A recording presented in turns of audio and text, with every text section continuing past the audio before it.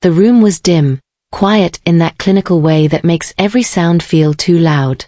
The ultrasound machine hummed softly beside me, and the doctor's hand moved slowly across my stomach, her eyes fixed on the screen. I was waiting for the moment I'd imagined for months. The smile, the reassurance, the calm explanation of measurements and heartbeats. Instead, her movements slowed. Then stopped. She didn't look at the monitor anymore. She didn't look at me either. Her gaze shifted past my shoulder, and that's when I noticed how close my son was standing. Joel wasn't sitting in the chair where he'd been a minute earlier. He was right there, close enough that I could feel the tension rolling off him. His face was pale, his jaw tight, his eyes locked on the screen with a kind of fear I had never seen in him before. Before I could ask what was wrong, he reached out and grabbed the doctor's arm. Not aggressively. Desperately. His voice dropped so low it barely sounded like him at all. He whispered, "That's not my stepdad's baby. Is it?" I laughed. Not because it was funny, but because my brain refused to process what he'd just said. "Joel," I asked, confused, trying to keep my voice light, "what are you talking about?" IVF was planned. This pregnancy was deliberate. We'd followed every step, every appointment, every form. This was supposed to be simple, controlled, safe.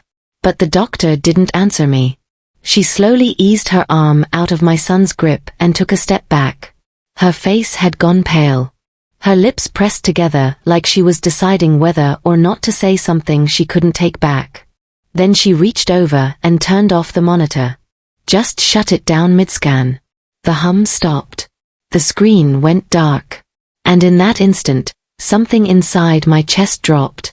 The kind of drop you feel before bad news, when your body understands what your mind hasn't caught up to yet.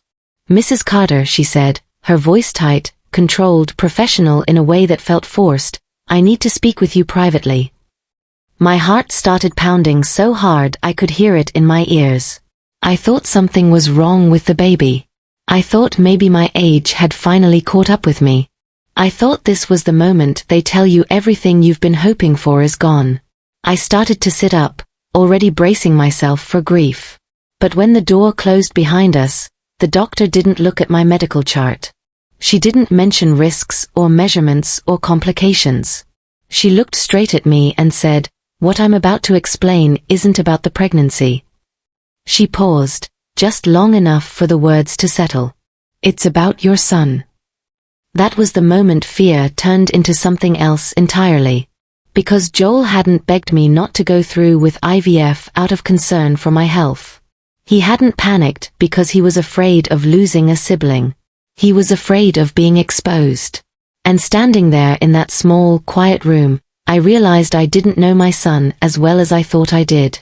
To understand how an ultrasound appointment could unravel everything I believed about my life, my family, and the child I raised on my own, I have to go back years, back to Willow Creek, back to the summer I became a mother at 20 years old, back to the choices I made believing love would be enough to protect us both. Before we go any further, take a second to like this video, subscribe to the channel, and tell me where you're watching from.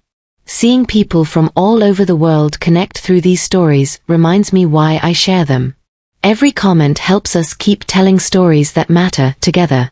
I was 20 years old when I became a mother, and nothing in my life before that moment prepared me for how completely it would remake me. Willow Creek was the kind of town where people noticed everything and forgave very little. A place of white fences, long memories, and quiet judgments disguised as concern. When I started to show, there were no dramatic confrontations, no shouting matches in the street. Just the slow, suffocating weight of looks that lingered too long and voices that dropped when I walked past. I'd grown up there, knew every corner of it, and yet the moment I became pregnant and alone, it felt like I had been quietly exiled without ever leaving. Joel's father didn't disappear in a blaze of cruelty. That would have been easier. He faded. First the missed calls, then the excuses, then the distance that stretched until it snapped.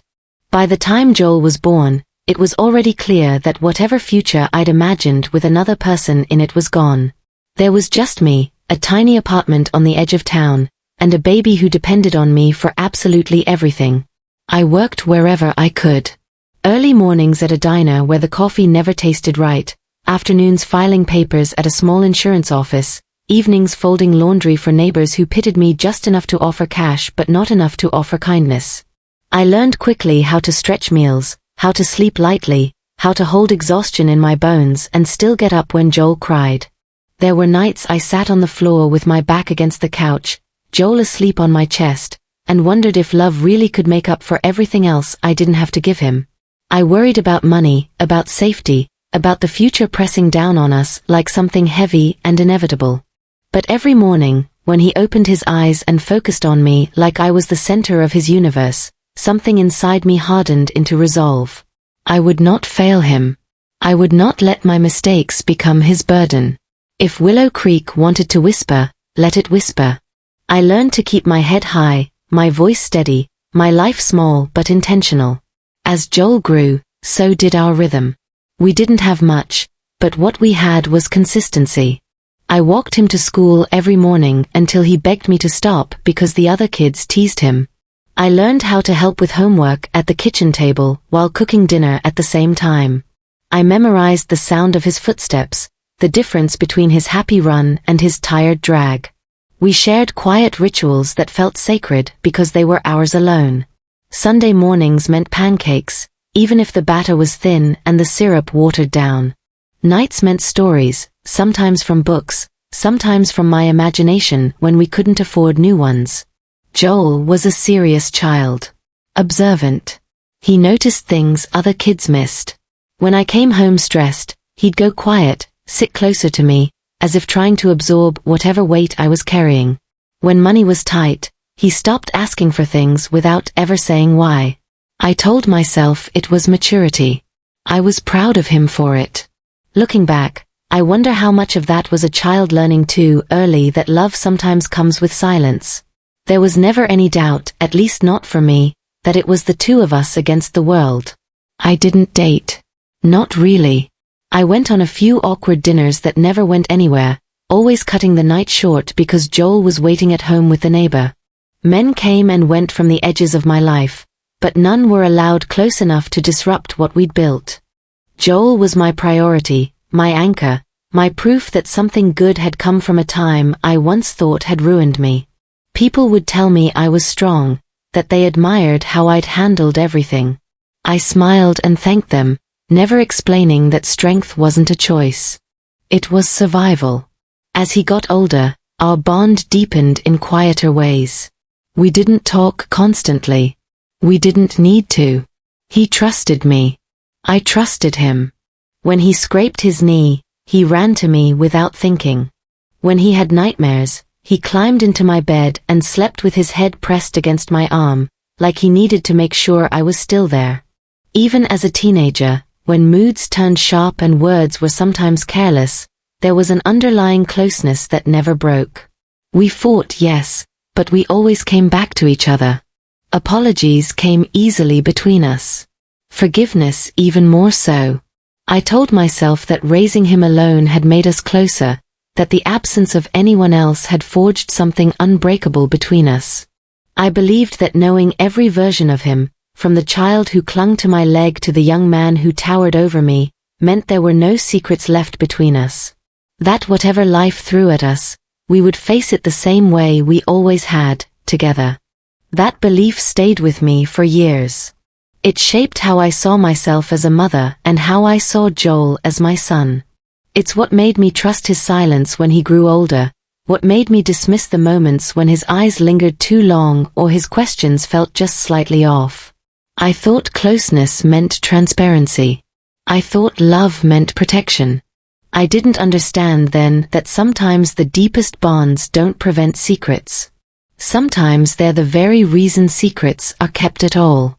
I didn't plan to fall in love again. By the time Joel left for college, my life had settled into something quiet and predictable, the kind of calm you earn after years of holding everything together with your bare hands. I had a steady job, a small but comfortable home, routines that felt safe. I told myself that chapter was closed, that I'd already done the hardest, most meaningful work of my life by raising a child alone. Love, in the romantic sense, felt optional at best and reckless at worst. Then Daniel walked into my life without asking permission. He wasn't loud or charming in a way that demanded attention. He was patient, observant.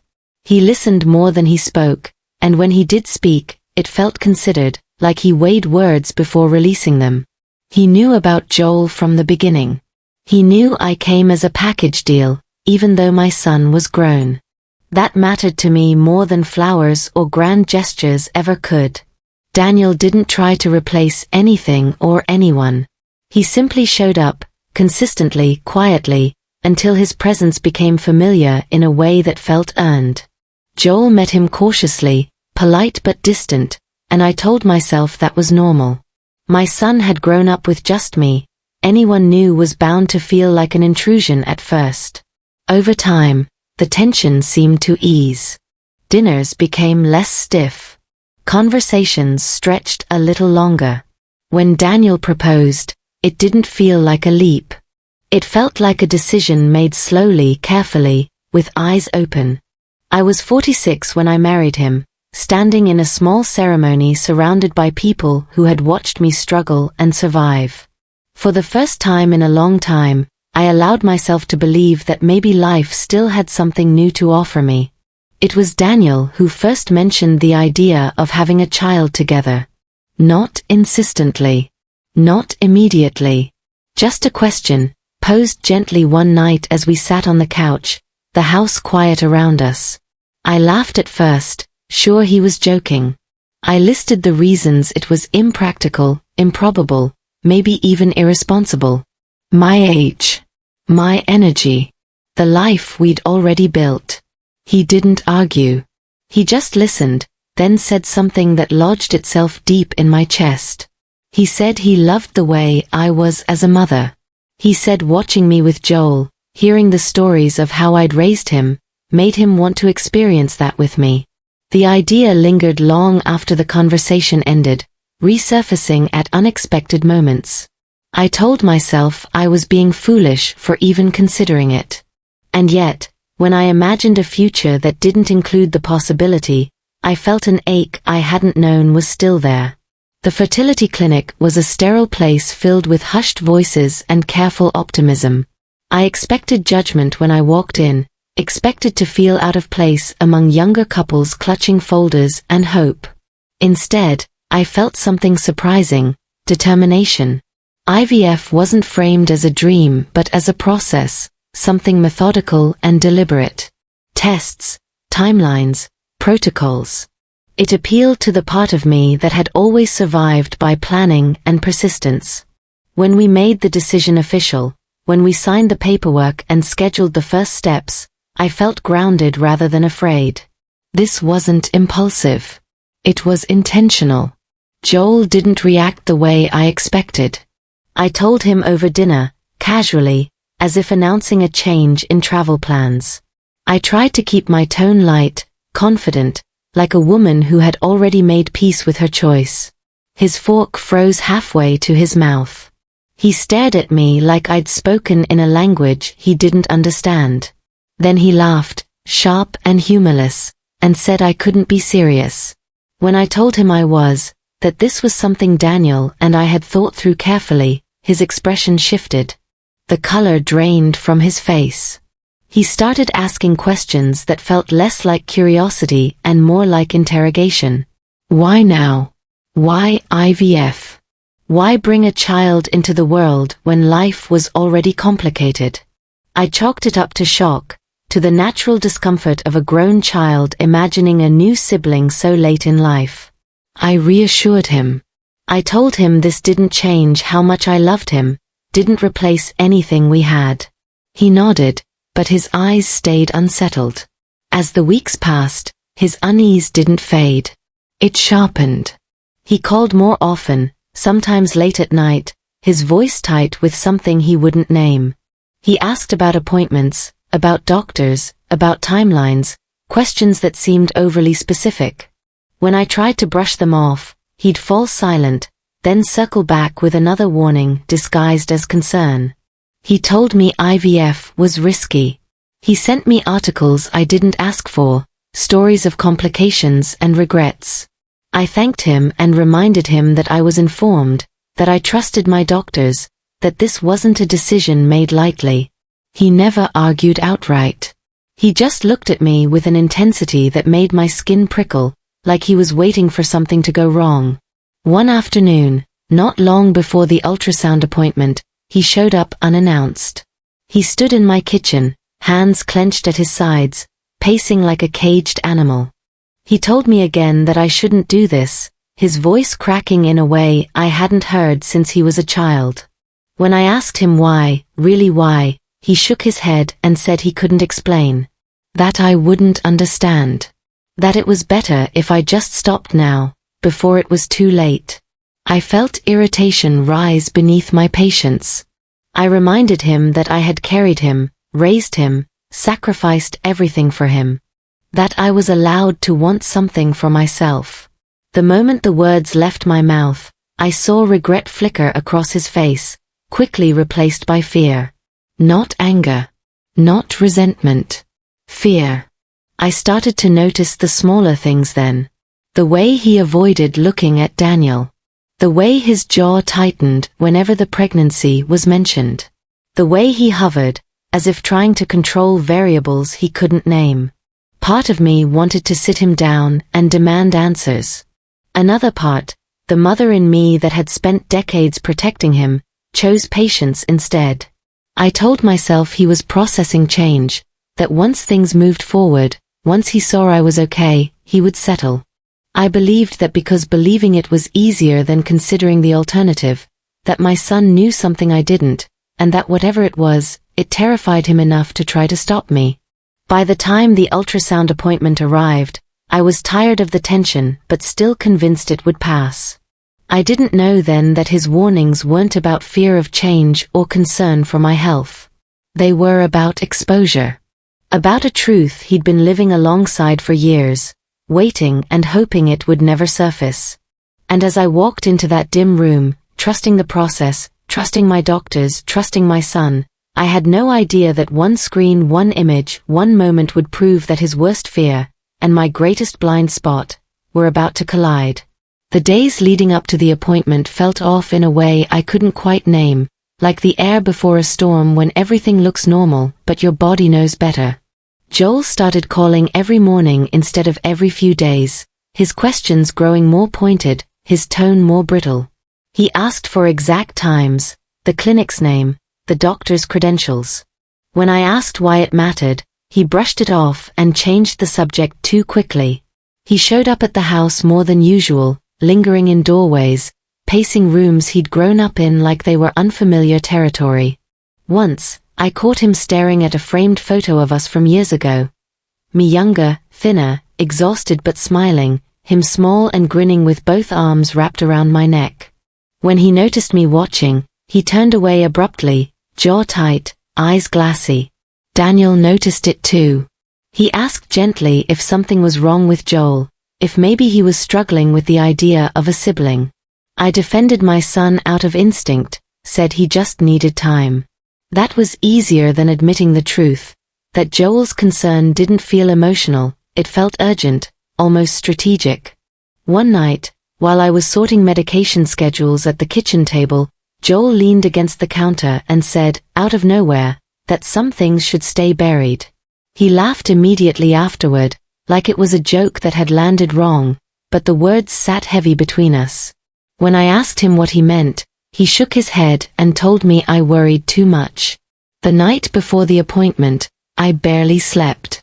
Joel had texted me 3 times after midnight, each message shorter than the last. Please reconsider. Are you awake? Call me. I stared at my phone in the dark, thumb hovering over the screen, torn between irritation and unease. I didn't call. I told myself boundaries mattered, that I couldn't let my adult son dictate my choices through anxiety and half-spoken fears. Still, when morning came, my chest felt tight in a way that had nothing to do with nerves about the procedure. The clinic smelled faintly of antiseptic and lavender, a combination meant to soothe. Soft music played somewhere overhead, a gentle rhythm designed to slow breathing and steady hands. I checked in at the desk while Daniel filled out paperwork beside me, his presence calm and grounding. Joel arrived late, breathless, apologetic, his eyes scanning the room like he was looking for exits. He didn't sit. He hovered. When the nurse called my name, he stood too quickly, knocking his knee against the chair. I asked him again if he was okay. He nodded too fast. The ultrasound room was dimmer than the rest of the clinic, lit mostly by the glow of the monitor. The doctor introduced herself, kind-eyed, efficient, her voice practiced in reassurance. I lay back on the table, paper crinkling beneath me, the ceiling tiles familiar from countless medical visits over the years. The gel was cool against my skin. I focused on my breathing, on Daniel's hand resting lightly on my arm. This was supposed to be a moment of cautious joy, a milestone. Instead, I could feel Joel's tension like a vibration in the room. He stood closer than necessary, hands clenched, eyes fixed on the screen before anything even appeared. As the image began to form, the doctor leaned in, adjusting angles, making small sounds of concentration. I waited for her smile, for the reassuring commentary that would tell me everything was proceeding as planned. Joel shifted beside me, his breathing uneven. He asked a question that didn't make sense, about measurements that hadn't been taken yet, about timelines that hadn't been discussed. The doctor answered calmly, but I saw her glance at him, assessing. When the image sharpened, Joel's face drained of color. He stepped closer, close enough that his reflection flickered on the screen. That's when he grabbed her arm. Not rough, but firm enough to stop her hand mid-motion. The room seemed to contract around us. His voice dropped, urgent and afraid, words tumbling out in a whisper that felt far too loud in the silence. I felt the shift before I understood it, the way a moment pivots and you know there's no going back. I asked his name, asked him what he was doing, but my voice sounded distant, like it was coming from someone else. The doctor froze, eyes flicking from Joel to me, then back again. She eased her arm free slowly, deliberately, as if sudden movement might make things worse. She stepped back and reached for the controls. The screen went dark. The soft hum stopped. The absence of sound felt violent. I sat there, exposed and confused, heart racing as every possible explanation collided in my mind. Something wrong. Something broken. Something I hadn't prepared for. Him. The click sounded final. She turned to me then, her expression no longer neutral, no longer purely professional. There was something else there, concern edged with caution, the look of someone standing at the edge of a truth that changes people. She asked if I felt safe, if I had time, if I understood that what she needed to discuss couldn't be unheard. My mouth went dry. I nodded, because whatever this was, it had already begun. And somewhere behind me, I could feel my son's presence, rigid and silent, like he was bracing for impact. The doctor didn't rush back to the screen after asking Daniel to step out. She hesitated instead, her fingers hovering over the controls as if she were reconsidering whether to continue at all. When she turned the monitor back on, the room filled again with that soft mechanical hum, but whatever reassurance it usually carried was gone. Her posture changed, subtle, but unmistakable. She leaned in closer than before, adjusting angles with more care, more precision. The easy commentary I'd been expecting never came. No gentle explanations, no calm narration meant to guide nervous patients through unfamiliar images. Just silence, broken only by the faint sound of her breath and the occasional tap of her finger against the machine. Joel shifted behind me. I could feel him there without looking, his presence heavy, coiled. The doctor's eyes moved between the screen and the chart on her tablet, then back again. She frowned, then smoothed her expression, then frowned again. I tried to follow her gaze, to make sense of the shapes and shadows forming on the monitor, but they might as well have been abstract art for all the meaning they held to me. I asked if everything looked okay. The question came out smaller than I intended, edged with something close to fear. She nodded automatically, the way people do when they're buying time, and said she just wanted to double-check a few things. She adjusted the probe again, more deliberately now, tracing the same area twice, then a third time. Her jaw tightened. She paused, glanced at Joel, then looked away quickly. That was when I knew something wasn't right. Not medically, not in the way I'd feared before, but in a deeper, stranger way. Doctors don't look at family members like that unless something doesn't add up. I asked again what she was seeing. This time she didn't answer at all. She simply turned off the monitor once more, slower than before, as if acknowledging that what she'd just seen couldn't be unseen. She straightened, cleared her throat, and asked Joel to step outside. He didn't move. His hands were clenched at his sides, knuckles white, eyes fixed on her face like he was waiting for a verdict. She repeated herself, firmer now. After a long moment, he nodded and backed toward the door, never breaking eye contact with me. The click of the door closing behind him felt louder than it should have, echoing in the small room. The doctor pulled a stool closer and sat down, placing the tablet on her lap without opening it. She didn't speak right away. She looked at me, really looked at me, as if assessing not just my health but my capacity to hear what came next. "What I'm noticing," she said carefully, "isn't a complication in the way people usually think of complications." My heart started pounding again, harder this time. She explained that there were markers, patterns, indicators, that didn't align cleanly with the information in my file. That sometimes genetics reveal themselves in unexpected ways, especially with assisted reproductive technology. I asked her what that meant, my voice tight, controlled through sheer effort. She inhaled slowly, then said the words that made the room tilt. "What I'm seeing suggests a biological overlap that shouldn't exist." I stared at her, not understanding, waiting for her to clarify, to correct herself, to say she'd misspoken. She didn't. Instead, she asked me a question that felt like it came from nowhere. She asked if there had ever been uncertainty surrounding my son's conception. I laughed then, sharp and disbelieving, the sound escaping before I could stop it. I told her no. That Joel was my son. That I'd carried him, raised him, loved him every day of his life. She nodded, not dismissive, not skeptical, just patient. Then she said something that made my skin prickle. She said love and biology don't always tell the same story. She explained that the markers she'd seen connected in a way that suggested a shared genetic thread between Joel and the embryo. Not resemblance. Not coincidence. Something structural. Something inherited. The words felt unreal, like they belonged to someone else's life, not mine. I asked her if she was saying what I thought she was saying. She didn't answer directly. She said more testing would be needed, that nothing was definitive yet, that science reveals possibilities before it delivers certainty. But she also said she'd seen this before, rare cases where hidden truths surface decades later because technology finally catches up. My mind raced backward, sifting through memories with a sudden, desperate intensity. Joel's childhood illnesses. His seriousness. The questions he'd asked as he grew older, questions I'd brushed off as curiosity. His fear now, his insistence that I stop, his warnings wrapped in concern. I felt something cold settle in my stomach, something that had nothing to do with the pregnancy and everything to do with the past I thought I understood. The doctor told me she needed to speak to me alone, away from the room, away from my son. She offered to reschedule, to pause everything, but I shook my head. Whatever this was, it had already begun.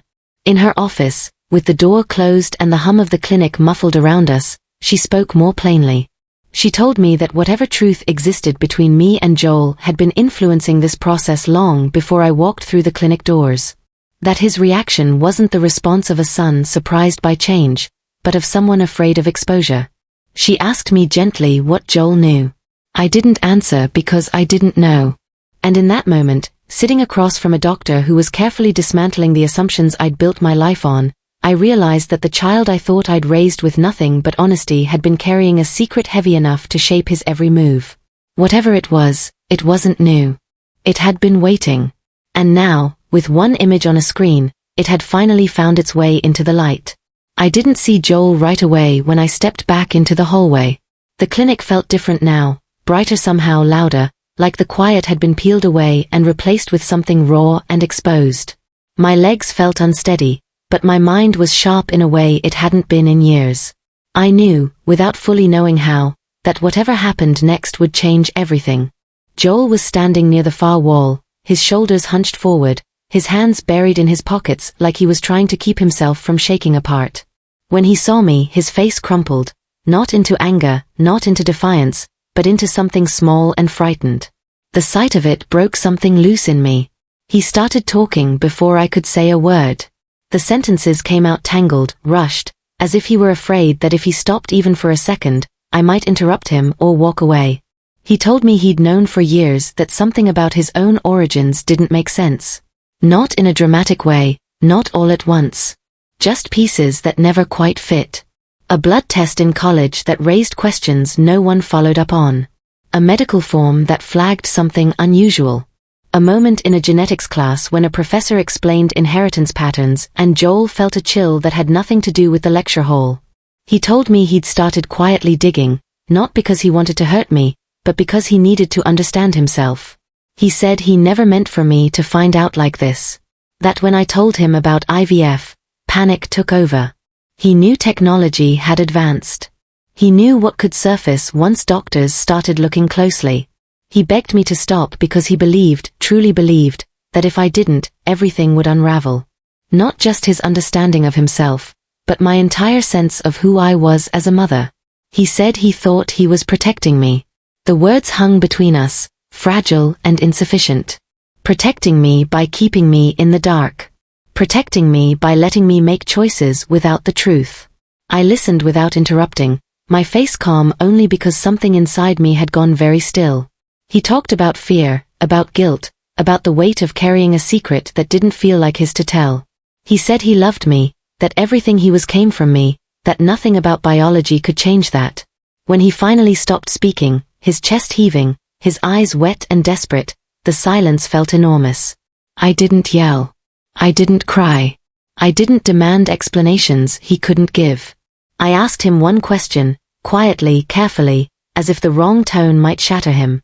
I asked him if he ever planned to tell me. He hesitated.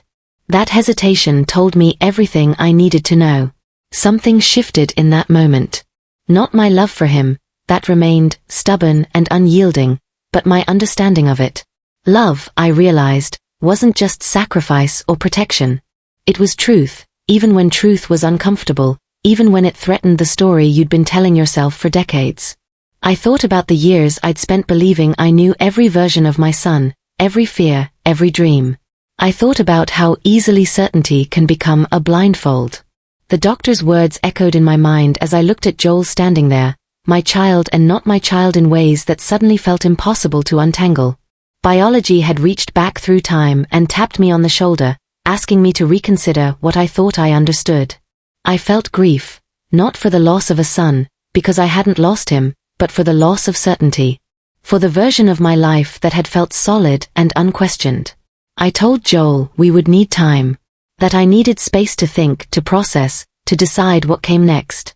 He nodded, relief and fear colliding on his face, and I could see the child he used to be beneath the adult standing in front of me.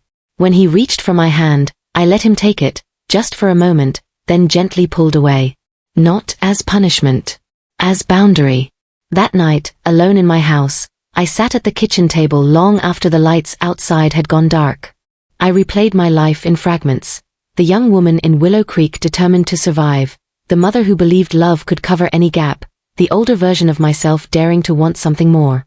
I realized that the reckoning I faced wasn't about the pregnancy alone. It was about agency.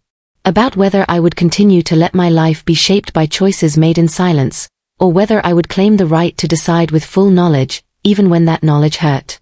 By morning, the ache in my chest had settled into clarity. I called the clinic and postponed the next steps, not as an ending, but as a pause. I told Joel we would talk again, with honesty this time, no omissions, no half-truths. I told Daniel what I could carefully, acknowledging the complexity without surrendering to it. Most importantly, I made a promise to myself. Whatever path I chose, whether I continued with IVF or stepped away from it, I would choose it with my eyes open. Motherhood had taught me how to endure. This moment was teaching me how to decide. And as painful as that realization was, it carried something unexpected with it: freedom. For the first time in years, I wasn't reacting. I was choosing. Some stories don't end with answers. They end with understanding. I didn't lose my son that day, and I didn't gain certainty either. What I gained was truth, and the courage to sit with it instead of running away. Life doesn't always give us clean endings or perfect explanations. Sometimes it gives us a choice: to stay comfortable in what we believed, or to grow into what we now know. I chose growth. I chose honesty. And I chose myself, not instead of my son, but alongside him. If this story touched you, if it reminded you of a secret you've carried, a choice you've faced, or a truth you've been afraid to confront, know this: you're not alone. Thank you for staying with me through this journey. Don't forget to like, subscribe, and share your thoughts in the comments. Tell me where you're watching from and what this story stirred in you. Every voice matters here. Until next time, take care of yourself, and remember, truth may be painful, but it's also where freedom begins.